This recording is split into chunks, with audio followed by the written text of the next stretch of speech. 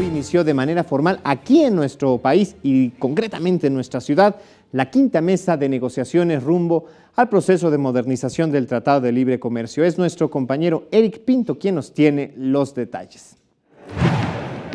La quinta ronda de negociaciones del Tratado de Libre Comercio de América del Norte arrancó con temas amplios y complejos. Así la calificó el jefe de la Unidad de Planeación Económica de la Secretaría de Hacienda y Crédito Público, Luis Madrazo.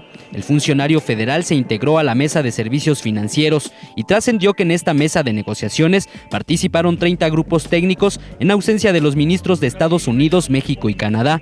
Los diálogos se centraron en temas de comercio automotriz, textil y agrícola, mismos que habían quedado suspendidos durante la cuarta ronda. Al concluir el primer día de la quinta ronda de negociaciones del Telecan, el líder del sindicato más importante de Canadá, Jerry Díaz, señaló en rueda de prensa que en el corto plazo no habrá acuerdo entre los tres países para retomar el acuerdo. The facts are we're having a major problem with Mexico.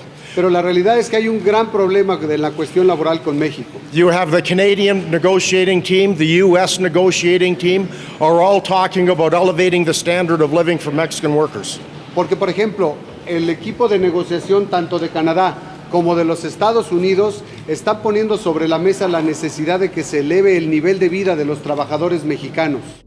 El líder sindical canadiense, junto con miembros de otros sindicatos independientes en México, se manifestaron frente al hotel sede. No aceptamos el hecho de que la sociedad civil de México está excluida completamente de las negociaciones que están ocurriendo aquí. No se ha consultado al pueblo mexicano. También preocupó la cláusula impuesta por Estados Unidos respecto a la posibilidad de que el tratado sea revisado cada 5 años. Esto podría provocar la suspensión definitiva del tratado en el dado caso de que alguna de las tres partes involucradas no estuviera de acuerdo en extenderlo.